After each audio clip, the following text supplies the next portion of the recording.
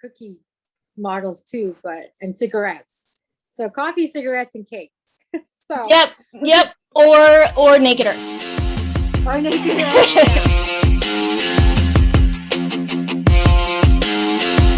Hey, Empowered Vegan Lifers, Ella here, and I cannot wait to introduce you to today's guest. Mahala is one of my favorite people of all times. No joke. She is one of the most beautiful, inside and out, courageous, compassionate, passionate human beings I've ever had the fortune of not just knowing, but calling one of my best friends. Mahala has been vegan for 35 years, you guys, since she was 13 years old. That is almost 10 years longer than I've been vegan. Not that it's a contest, but that's a really long time. I don't meet that many people that have been vegan longer than me. I just adore her. And I know that after hearing this interview, you're going to feel the same. She has opened many vegan and whole food plant-based restaurants, one of which, Plant Theory Creative Cuisine, is right here in Miami Beach, a restaurant I absolutely love. It is phenomenal, you guys. You're gonna have to look at some of these pictures. And if you're local, gotta go check it out. Interestingly, Mahala is also launching a vegan keto line in the fall of 2021. And we discussed that. She doesn't give it all away, but it's a very exciting project coming up. And I think you're going to be fascinated. Her education is extensive, and her experience as well in the wellness industry as an instructor, as a yoga teacher, as a coach, and a tantra teacher. I'm going to put all the bio notes in the show notes, so check those out. But mostly, I just want to get to this interview so you can meet my friend, Mahala. Mahala, Sheryn, so good to have you on this show. How are you? Woo-hoo! I'm super excited to join you, Ella. I know, it's been happy. I can't believe you haven't been on yet. It's been long overdue. Yes. I'm your biggest fan. Well, I'm yours, so can we fight over that?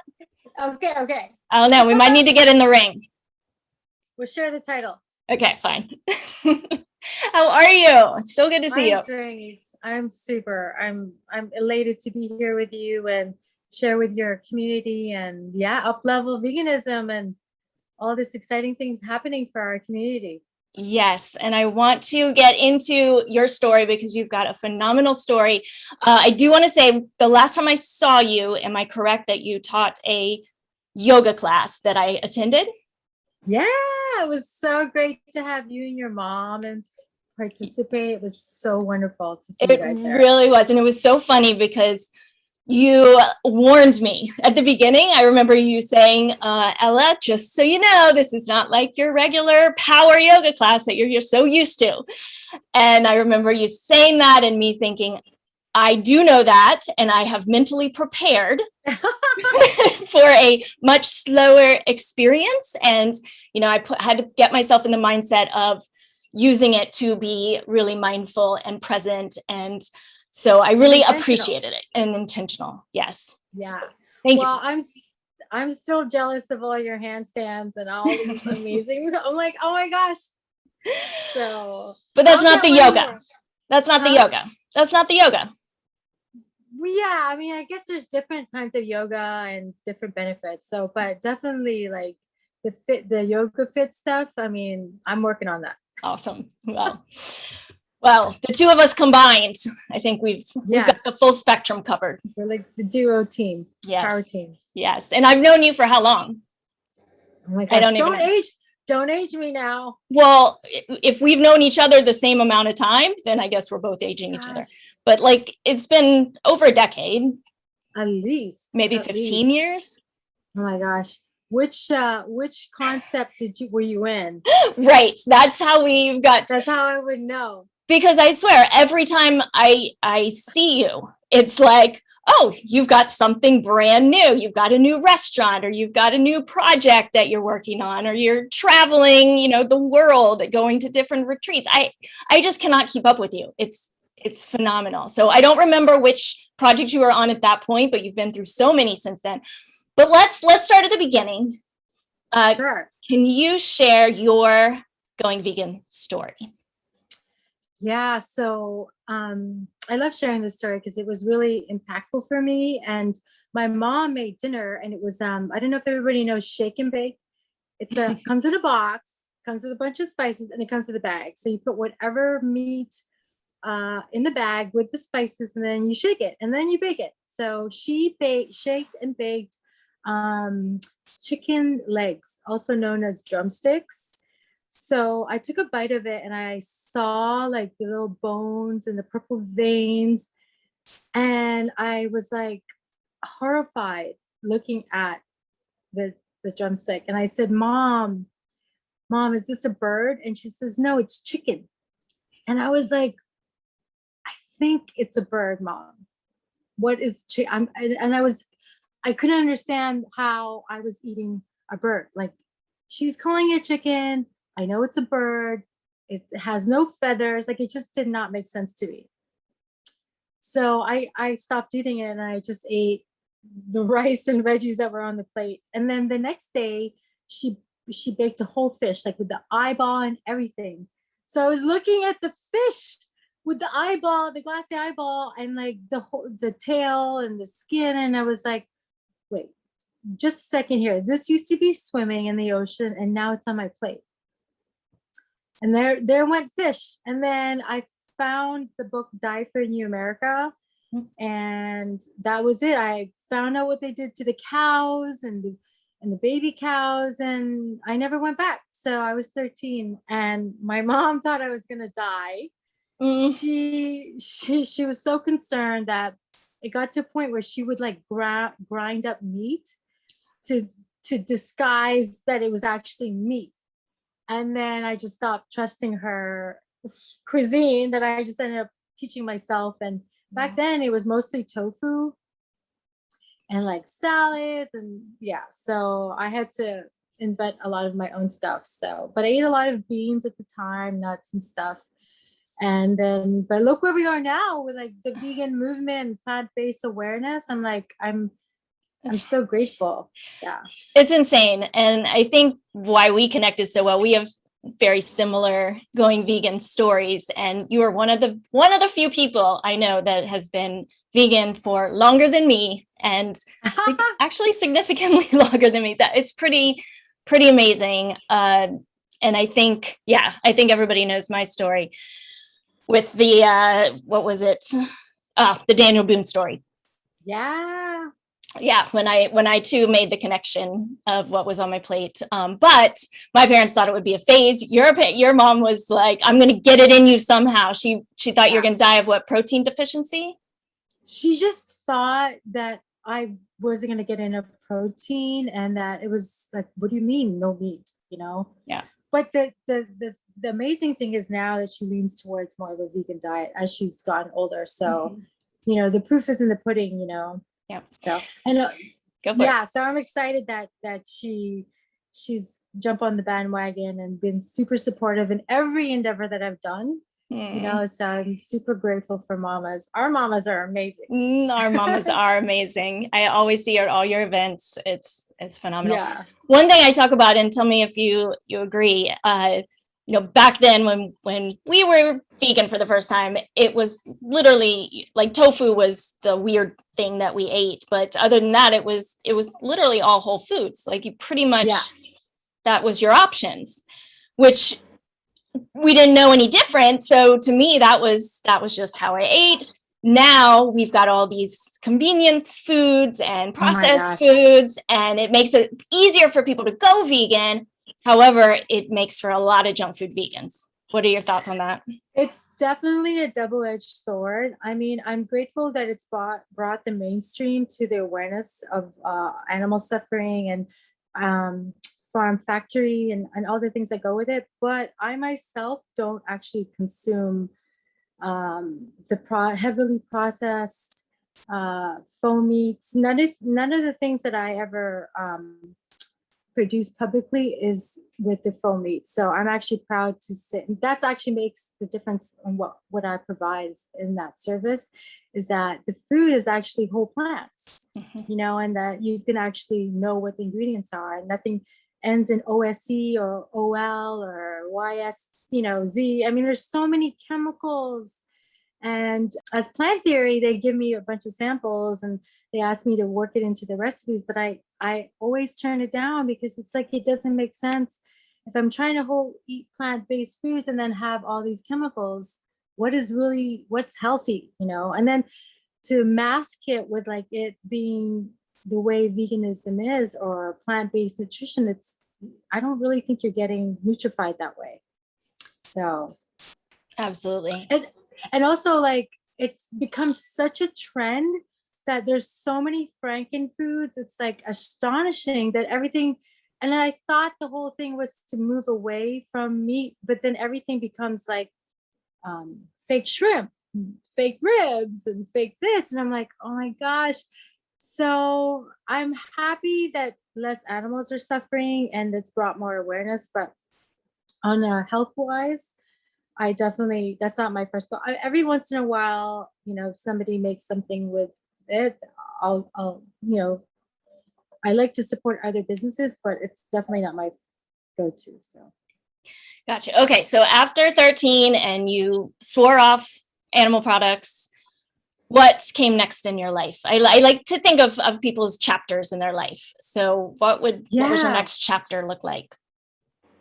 So I was 13, I was going through preteen or actually teenage years, and I eat a lot of salads and a lot of tofu, and I was the unicorn in my family. Everybody I would bring my own seasonings and veggies and to all our family reunions, and pretty much made my own lunches.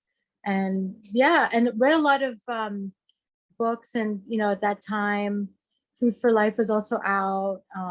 Die for Numerica was my initial step into that. And then did a lot of, research and, found the little pockets of like Earth Save Miami has been here for a long time as well. So they've brought a lot of awareness to the Miami community. So yeah, definitely. What about your mindset when it came back then to bringing your own food to different places? Because a lot of the people listening to this show are new to the vegan lifestyle, and it's sometimes a little embarrassing for them, feeling like they're the only ones and that they're making everyone else uncomfortable. There's a lot of that mindset going on when somebody's new to vegan and is bringing their own stuff. What would you tell that person, and how did you feel? You know what? I think because of my commitment to animals and my commitment to once I had that shift in my mind, like, I don't need to eat animals and I don't need to kill anything and have animals suffer, and that there was an alternative. And we had an abundance of alternatives, I just was committed to that. And even though sometimes there were times where people were like, oh, is that the tofu again?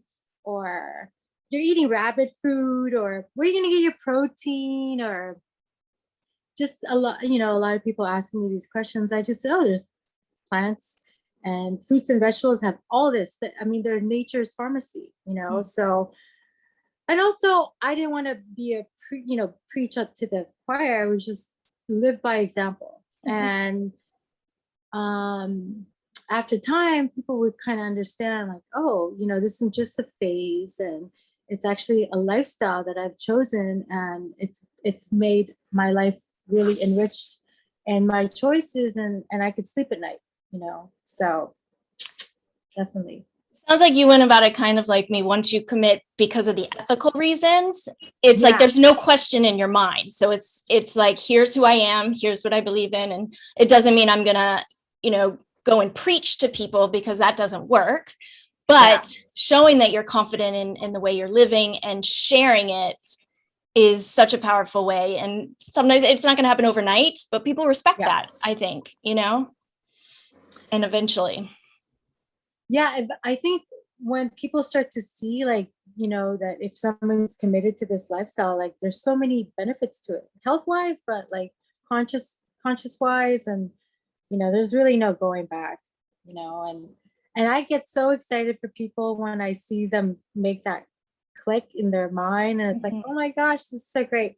And then I'll get like little emails or messages that says, I tried all these vegan recipes, or you inspired me to look up, this and that, or, the last time I saw you, in our conversation really impacted me. And I was like, wow, that's amazing, because I'm just sharing my story. And then for them to be inspired by it, it's like the best feeling in the world, just to help somebody on that level. And yeah, just really I want to cry every time.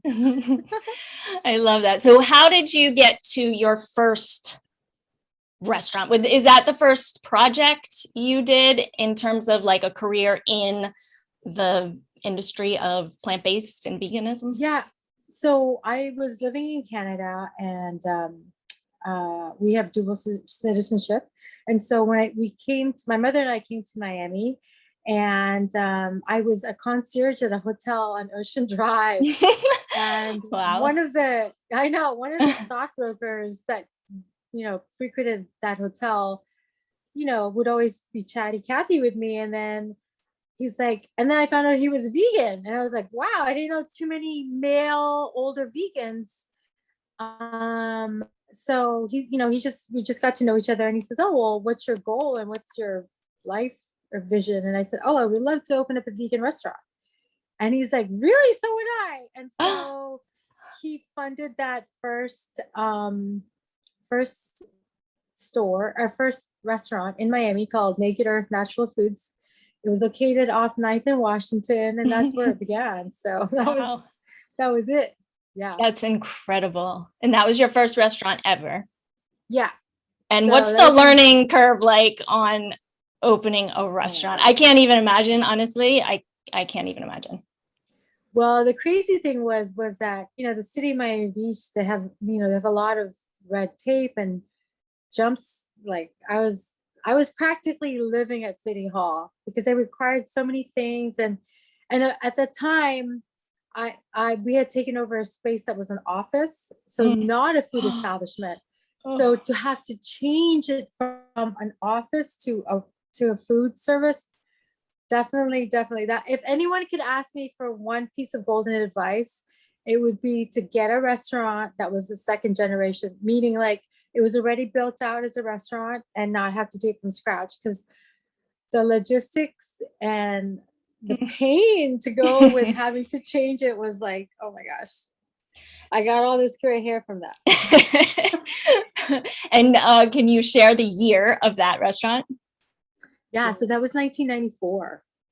All right. So, and that was a while. That was a while ago. And that was when people still didn't know, a lot of people, especially in Miami, didn't know what the word vegan meant. Right. So actually a lot of the fashion industry, because, back then it was super popular down here for photo shoots and things like that, and the health industry. So they were a lot of the big promoters for Naked Earth. They were always in there because, they had an investment in looking good. So they actually, got it back then that made the connection with how you feel and how you look are synergistic. So. Wow. That kind of surprises me, to be honest, but that's awesome. Well, you have your coffee and cookie models too, and cigarettes. So coffee, cigarettes, and cake. So yep. Or Naked Earth. Or Naked Earth, yeah. Because at that time, I think it was like Wild Oats was back then. I don't know if you remember. I do. Gosh, so long ago that we've been on the beach. Yes, I know. Yeah, since then, Wild Oats, right? It turned into Whole Foods. Yeah. Got bought out by Whole Foods. Yeah. So I spent some time at Whole Foods and Wild Oats. That's for right. 10 years. I was there for 10 years teaching their vegan and raw food classes there. So that's amazing. You were just educating all of Miami Beach. You really were. I really tried. No, by the time I got here and I met you, yes, you were everywhere all the time. I felt like you've been just teaching and sharing, and you're just so generous with your time and your energy, and you've got the most amazing energy that I can't even start to imagine the number of people that you've impacted in our community. Aw, thanks, Ella. I mean, Seriously. but the choices that we make, the impact of what we do and what we eat and the food that we make, the choices of the food, 3 important meals that we, eat every day. It's like, for me, it's a no-brainer that it's all connected to consciousness and the investment that we make in our bodies. People disconnect from the food that we're eating, and it's like, oh my gosh, our bodies are our temples. I know it sounds very cliche, but we're in this like convenient society where it's like everything is like packaged and quick to go, and and taking the time to actually prepare your meals and actually be grateful for the farmers that made that food, harvested that food for us. It gets so lost because of our lifestyles. So when did you, I know you're a very spiritual human being, especially at this point. When did you start exploring spirituality in your life? I think it was just like this. I've always had this innate feeling that the universe was like looking after me. I know it sounds kind of funny, but yeah, like, I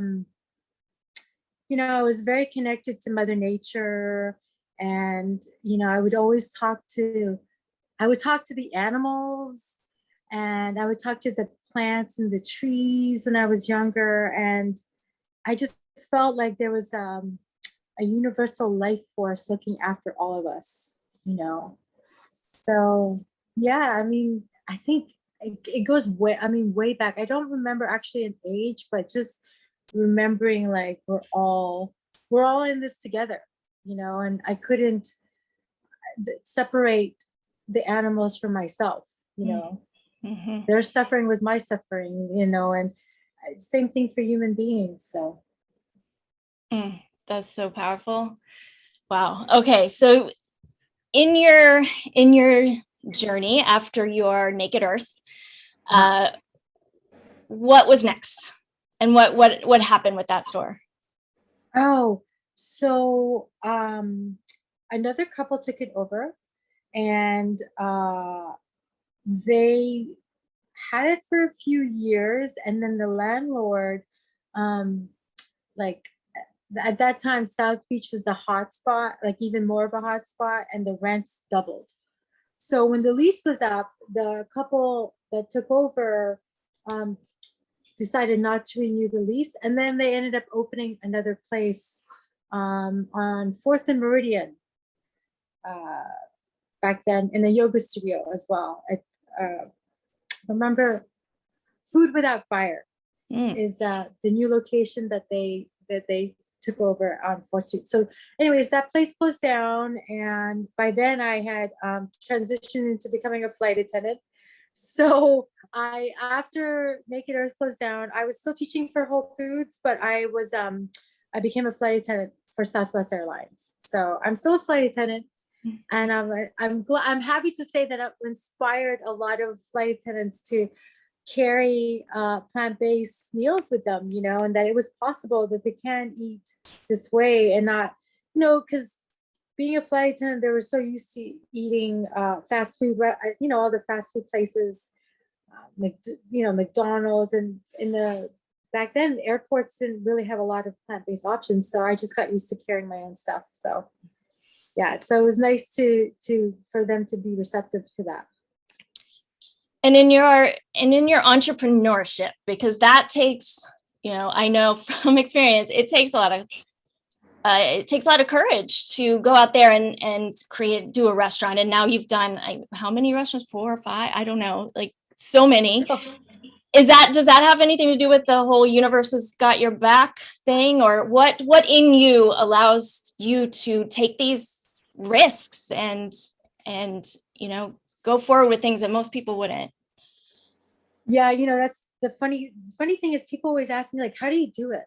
And I just say you just do something every day towards the goal, and you have the goal in mind. Like if I had to sit down and write all the steps in between to get to an opening, it's daunting, and I can clearly understand why people like forget about it, because there's a lot of it takes some tenacity and like, gumption to actually keep going with like all the roadblocks and all the no's, and you got to do this again. And, so that was definitely, challenging. But I think in the end, and the perseverance actually grows you as a human being. It's like, okay, I know that I can set my mind to something and make it happen, so if I don't look at the little obstacles, I look at like, okay, I need to get this done to make it happen. And there's so many things we could talk about. I mean, in terms of your education, a Future of Food Institute,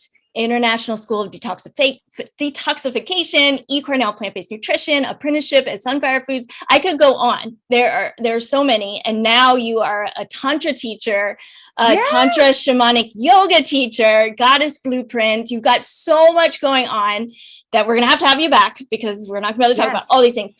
Out of the education that you've had, is there any sort of certification or something that you went through that especially stands out as being super powerful and something that you might want to talk about? Well, I really feel like each of the programs brought a different facet to my own self-development and education. Like, for example, the Cornell was really scientific based, so it brought a lot of science and nutrition behind it. So, because a lot of times when people inquire about veganism, they don't realize that you can actually get all your nutrition from plants.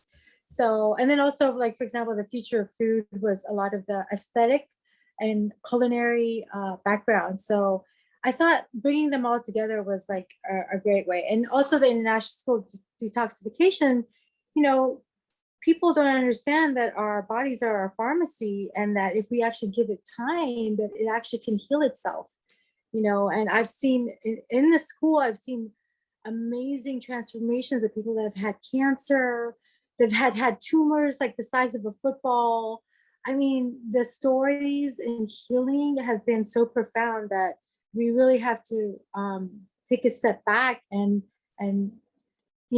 consider what nature has to offer for us before the drugs, before the medicine, before the chemo.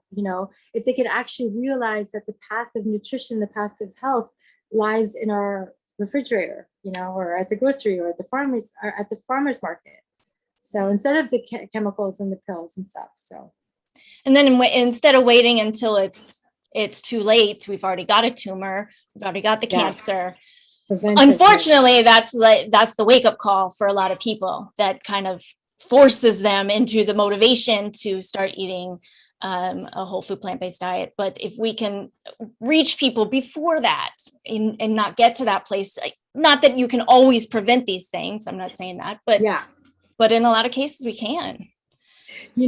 I just want to share, like, what you just said hit a chord with me, because I've been vegan for so long, and I lost my brother 2 years ago to diabetes.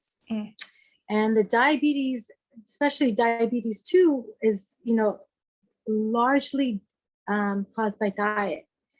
And the fact that I myself couldn't even save my own brother, even though I had the tools to help him transition. He was such in the mindset of he had to eat meat, and it was really heartbreaking for me to lose him to something that I was trying to share with him. Preventiveness didn't have to lead you down the path, so. Yeah. How was that for you in your healing and grief from that, especially having that sense of like, I could have maybe been helpful if he would have listened? Yeah, it was really hard, because I felt like I let him down. But in the end, I was doing as much as I could to help him understand. And then I didn't want to become his enemy, and then in the end, me preaching about, helping and an alternative way of healing just wasn't received. So I had to some point be in acceptance of that. And then everybody has their own path. But in the long run, he did inspire me to create the vegan keto line that I have brewing. So that's, he's my inspiration for that. I actually honor him in me wanting to launch that, and yeah. Can we talk about that? I'm really excited. I didn't know about this. You're launching a Yes. vegan keto line. Tell me all about that. So when my brother passed away from diabetes, I did a lot of research on, diabetes itself and prevention and things like that, and learned that, a high sugar diet really is the demise of a lot of our society. It's included in the standard American diet, and there's sugar in everything. Like there's sugar in toothpaste. There's sugar in your barbecue sauce. There's sugar. I mean, they just put sugar in everything. And if it's not white sugar, there's like corn syrup and all the derivatives of sugar. So with that, I started to research alternatives to low sugar and slowly digestive foods. So I'm working with this one heirloom ingredient that is it's 100% vegan, very high in protein, low sugar, low carb, and it's an amazing.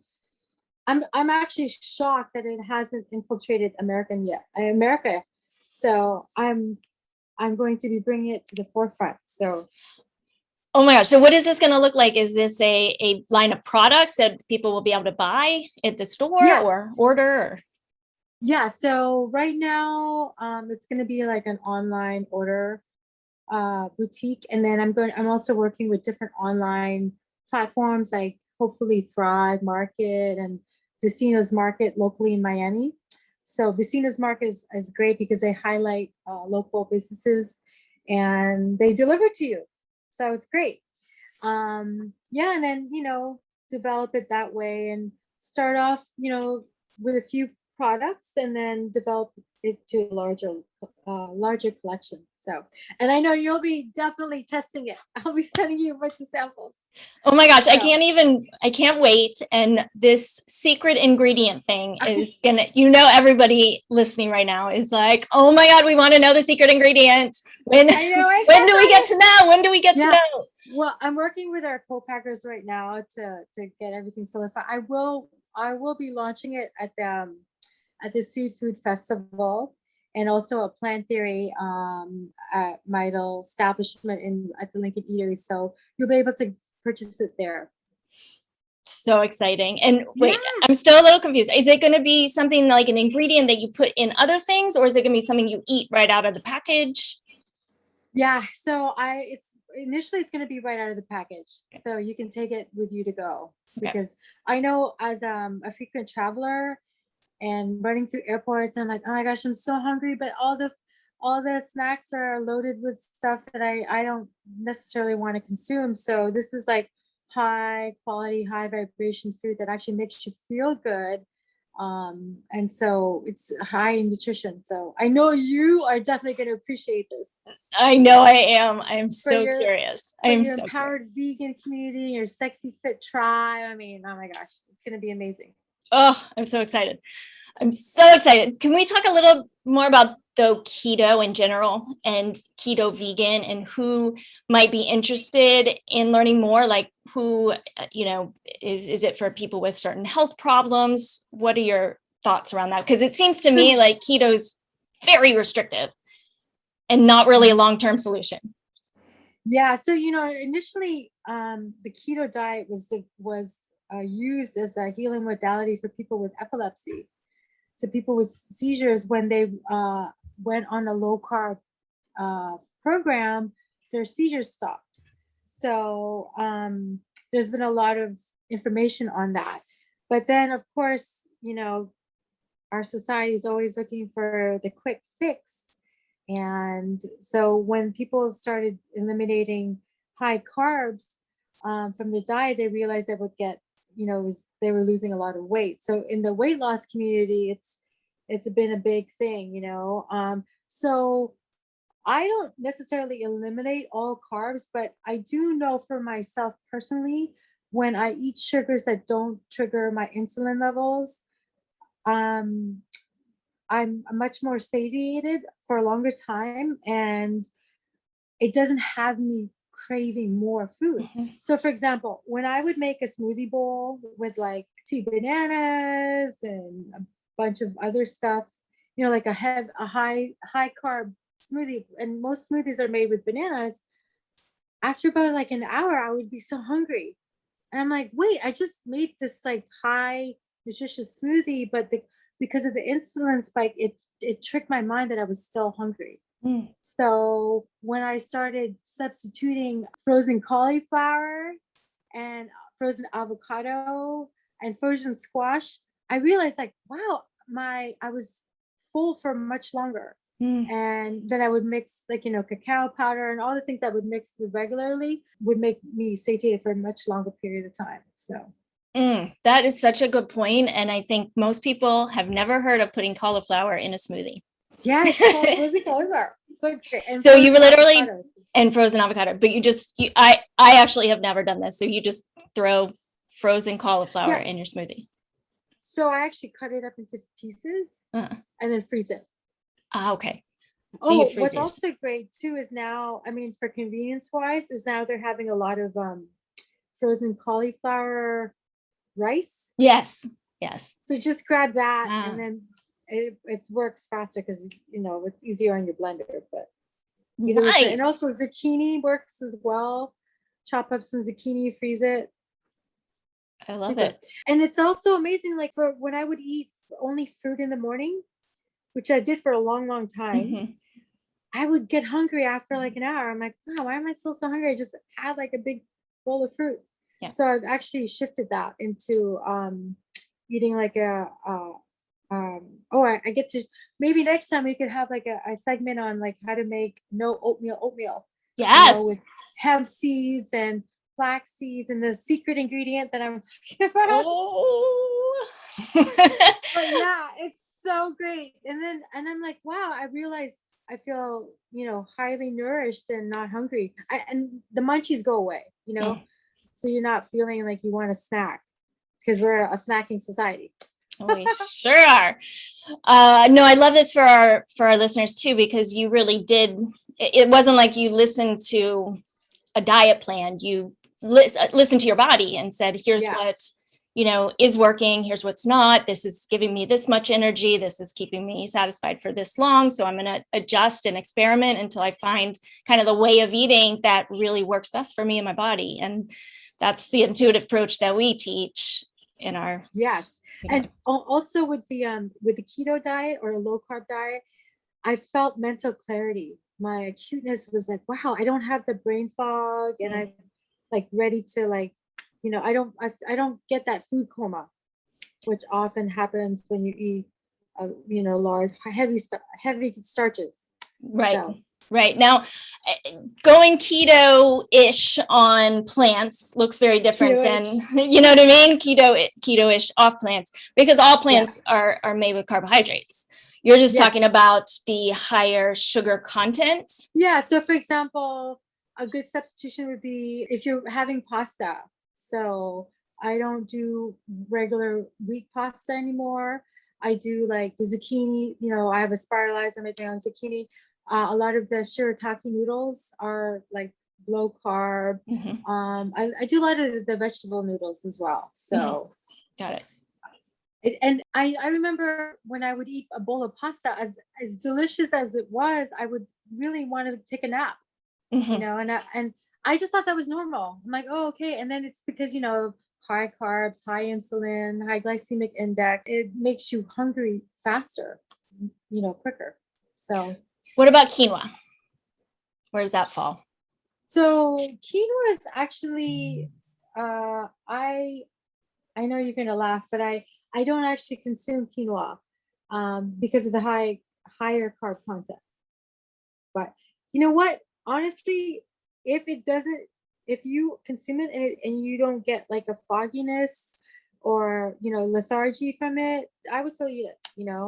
I think for everyone to find that point in their diet or their lifestyle where it's working for them, And also to experiment. Like if you experiment and it doesn't work for you, then find your own middle ground for yourself. I'm not saying my way is the highway, but in my own experimentation, I find that lower insulin spiking foods work for me best.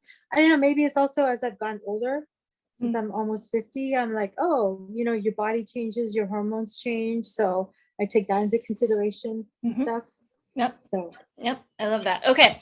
So I want to touch on your Tantra teaching, but we're going to have you back on to talk about number one. Yes, or at least twice, because we need to talk about this secret food that everybody is going to be holding the breath to learn about. And then I want a whole show on the Tantra yoga practice, because I know personally nothing about it, and very little. I have some ideas that are probably very incorrect. So can you just touch on because this is, relatively, for how long we've known each other, relatively new.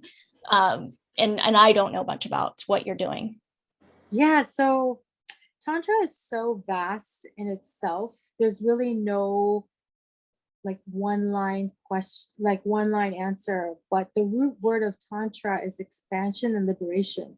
So all the practices done through breath work, movement, meditation, all incorporate those three pillars. And lastly, presence. So being present, in our everyday lives, and having that full connection. And everything can actually be tantric. Eating food is tantric. Dance, movement, all that stuff is all incorporated in Tantra. And it's really about living an authentic and fully present life, and synergistically balancing all of those aspects in our lives.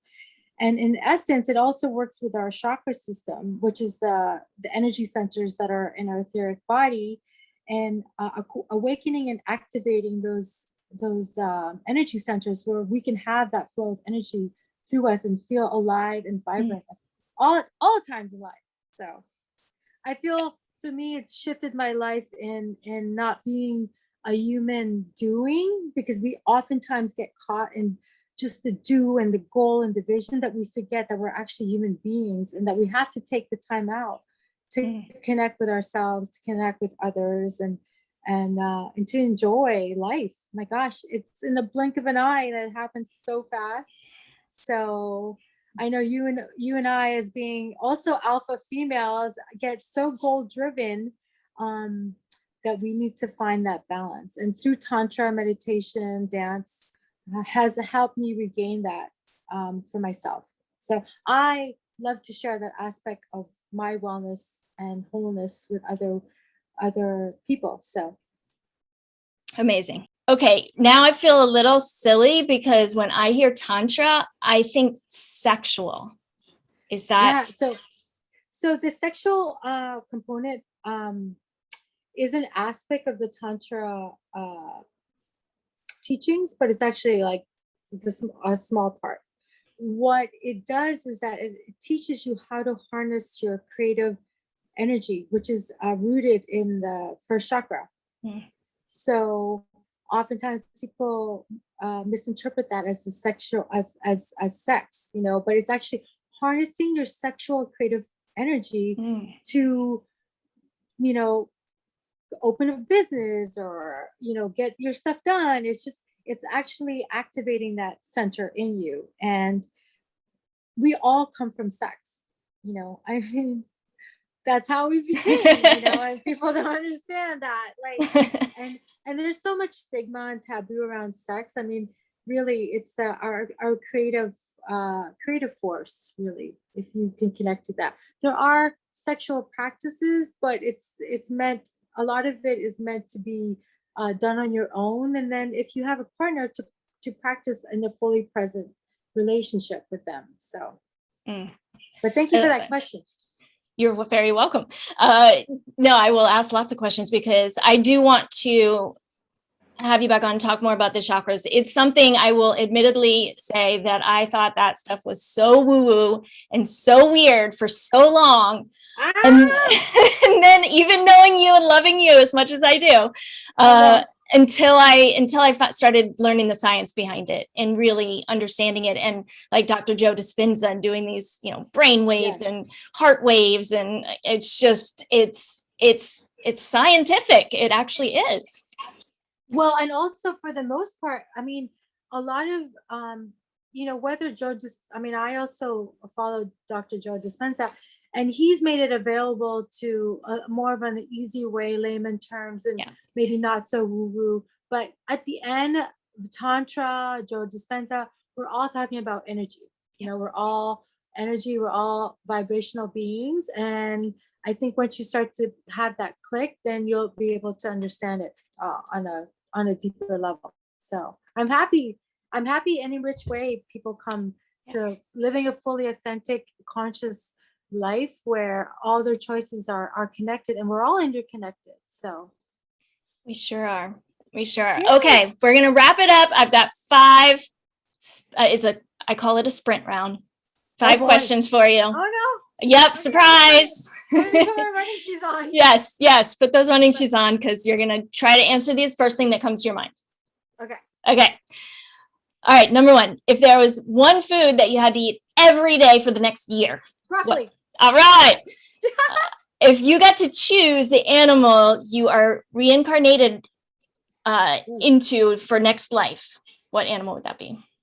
Oh my gosh, it's not fair. An animal. Oh my gosh, probably a bird. All right. I don't know what bird. Okay, fair enough. Tofu or tempeh? Tempeh. Is there a yoga pose that you have a love-hate relationship with? Chaturanga. In less than 5 words, what is the key to happiness? Just to have great gratitude, love in your heart, and that we're all connected and we're all in this together learning. I think that's more than 5 words. That's a little bit more than 5 words, but I'll take it because it's beautiful. You're beautiful, and we're just reflections of each other. So I'm so grateful to be on the show, and it's been such a joy to share this time with you. So me too. Yay. Thank you so much for being here, and we will have you back on soon. Please do. I will. All right. Bye.